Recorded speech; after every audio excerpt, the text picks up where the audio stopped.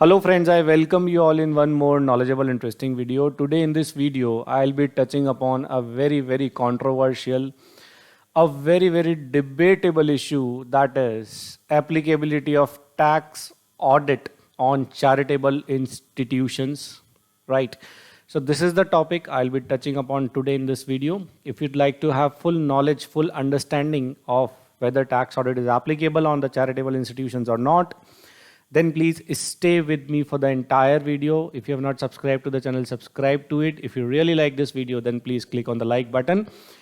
So we're going to understand today about applicability of tax audit report, right, on charitable institutions, right, charitable trust.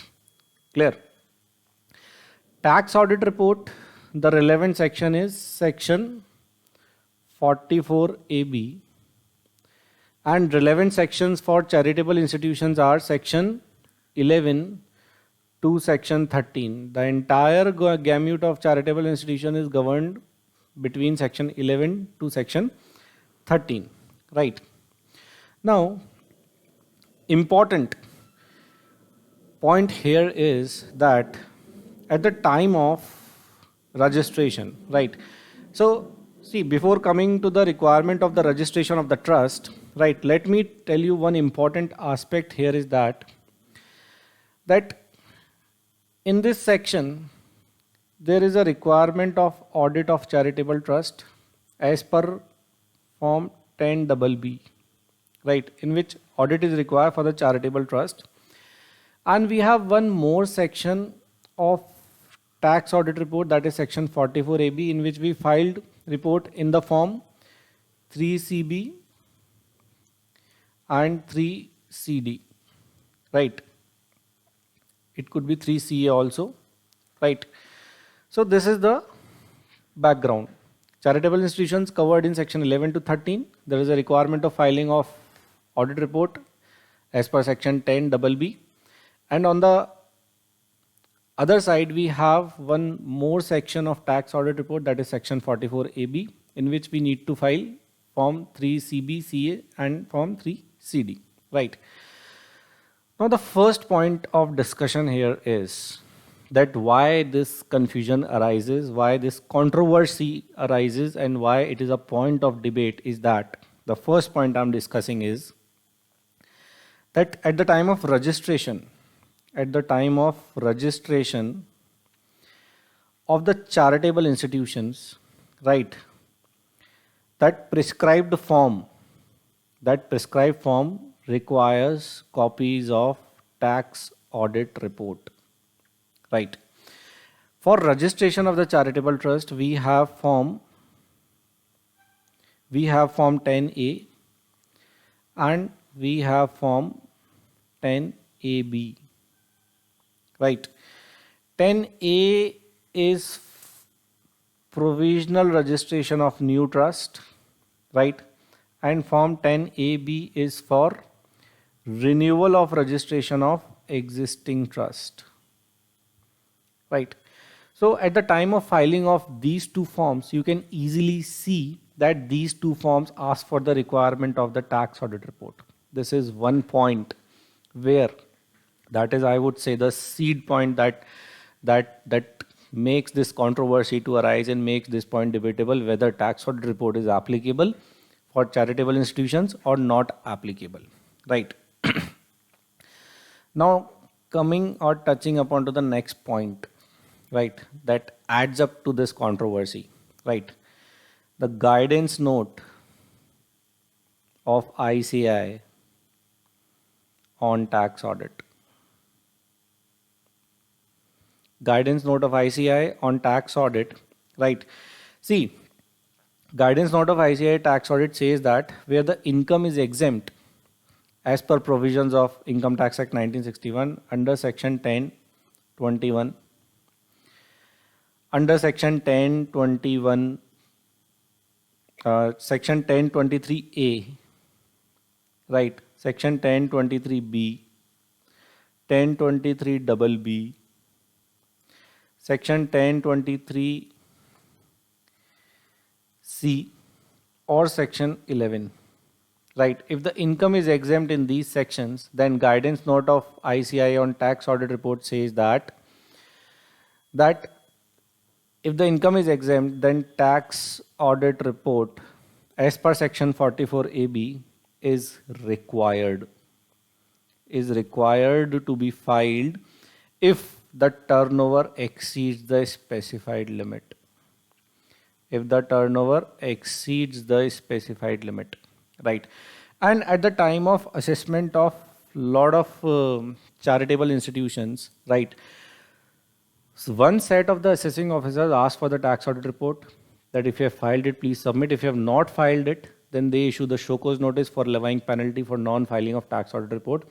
On the other hand, one class or one set of assessing officers are those officers who even do not ask for the tax audit reports of the charitable institutions, right? So this is also one area that also adds up to this controversy whether the tax audit report is applicable on charitable institutions or not, right?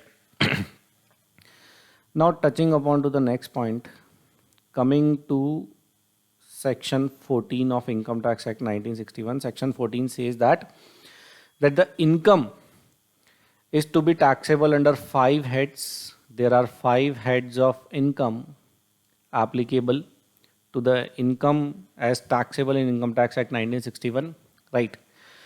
Now, so here one question arises that the income that is attracted by section 11, which is exempt, right, whether needs to be classified as per section 14 into 5 heads of income, right? For example, a trust having a building and trust used to generate rent from that building, whether that income needs to be classified as income from house property, or the trust is running an incidental business, right, which is incidental to the main activity of the trust, right, then that income from incidental business needs to be classified as PGBP income. Or if a trust sold one capital asset and generates capital gain, then that needs to be classified as capital asset, right? So section 14 also adds up to the controversy that the income as computed according to section 11 needs to be classified or categorized into the 5 heads of income as per requirement of section 14, yes or no. This section also adds up to the controversy of that, right? See, there are many legal precedents, right? If you wish to have those case laws that speak specifically about this, that section 14 is not relevant for income computed as per section 11, right? Means the income of the charitable institution need not to be classified according to section 14. There are many case laws available on this subject. If you wish to have those citations, like you can post your email ID in the comment box. I'll share those case laws with you. So as per those case laws, right, classification of income is not required according to section 14. So classification of income as per PGBP head is also not required. So the business income classification is not required. So a lot of learned professionals as well as learned assessing officers have stand on this point that if the classification as per section 14 is not required, then business income need not to be calculated. If it is need not to be calculated, then where is the need to arrive at the business turnover?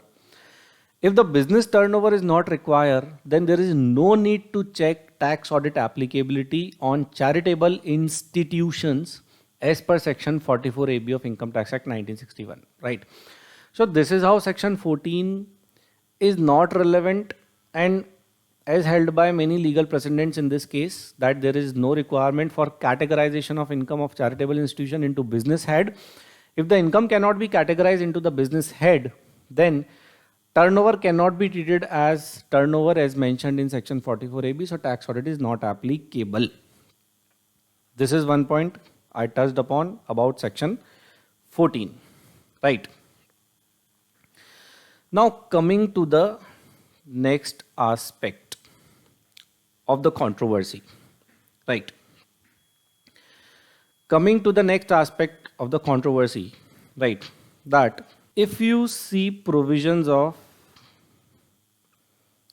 head of income that attracts in PGBP, right, there is no specific section which applies to charitable institutions, right? And when we look at section 11 to section 13, when we look at section 11 to section 13, there are two important sections of PGBP that are inculcated or included in these two sections, that is section 11 to section 13, right? Clear? And these section says that the provisions of PGBP sections as specified in that particular section is applicable to charitable institutions, right? Is required to be complied. The provisions of PGBP head is required to be complied for calculation of income as per section 11. It is specifically mentioned in section 11, right? What are those provisions? Specifically mentioned. Again, I am repeating, it is specifically mentioned, right? Why I am repeating this? Because a specific section for tax audit is not specifically mentioned in any of the section of section 11 to section 13, right? If the intention of the lawmakers is to bring charitable institutions in the ambit of tax audit, then the specific requirement of tax audit needs to be specifically mentioned somewhere from section 11 to section 13. It is actually not specifically mentioned that a charitable institution needs to get tax audit done as per section 44AB, right? Now coming to those two important sections which are specifically mentioned, which are exactly copied from the chapters of PGBP into this chapter of charitable institutions, that is section 11 to section 13. The first section is disallowance of payment without TDS compliance. Without TDS compliance. The relevant section is section 40, clause A, subclause IA. Right. This is adopted from PGBP chapter to section 11, computation of income. That if it is, there is a payment on which TDS is not deducted, then the payment has to be disallowed for calculation of income as per section 11 of the charitable institution, right? Now coming to the next point, the next section which has been specifically adopted from PGBP chapter in section 11 to section 13, right? That is section 40A 3 or 3A, right? A very well known section to everybody, section of disallowance of expenses in cash in excess of rupees 10,000. This section also mutatis mutandis applicable to calculation of income of section 11, that is of charitable institutions, right? So when the lawmakers have the intention to adopt specifically these two sections from the chapter of PGBP to the chapter of charitable institutions, then if the lawmakers have the intention to get charitable institutions tax audited, then somewhere between section 11 to 13, somewhere the requirement of tax audit needs to be specifically laid out, specifically mentioned in the law, that the charitable institutions also needs to comply with provisions of section 43B of Income Tax Act 1961, right? So this is one more controversy, one more thing which I am trying to project you, that it is still adding to the controversy. It is still making it a debatable point that whether tax audit is required in case of charitable institutions or not, right? It is still debatable because the law is not very clear on this point, right? See, a lot of controversies revolves around this. If tax audit is not applicable, then what should be the due date of filing of ITR for charitable institutions, right? Because we have separate due dates for auditable assessees as well as non-auditable assessees. If audit is not applicable, then the due date gets changed. ITR 7 needs to be filed, right? Now, important point arises here is that those charitable institutions which are exactly not registered and fall into section 1023C, especially educational institutions, where specific registration is not required till turnover of 5 crore rupees, they can enjoy exemption of section 1023C, right? If if a school is having turnover of, let's say for example, 4 crore rupees, right, then section 1023 exemption is available to that school. Now question arises that whether the tax audit is applicable or not. It is still a gray area. Law is not clear on this, right? It's better you should consult your professional. It's always better to remain on the safer side. It's always think before taking into any decision relating to the tax positions, right? So these are the important areas which I touched upon relating to applicability of tax audit on charitable institutions. Here in this video, I'm not giving my clear opinion that whether you should go for the tax audit or whether you should not go for the tax audit if you are a charitable institutions. I just shared that what are those controversies that revolves around the issue and what are those areas, what are those points which actually adding to the controversy and make these points more debatable, right? So we all should expect that the law should be more clear, law should be more understandable to the common man, especially to the charitable institutions which does a lot of work for the poor people, for unprivileged people, right, for needy people, for betterment of society, right? So I touched upon these controversies relating to tax audit applicability on charitable institutions, right? It's better you should use your professional judgment before taking any decision. If you have any query relating to Income Tax Act, you can post your query in the comment box. We'll try to respond to your query as soon as possible. Thank you for watching this video. Thanks a lot. Bye.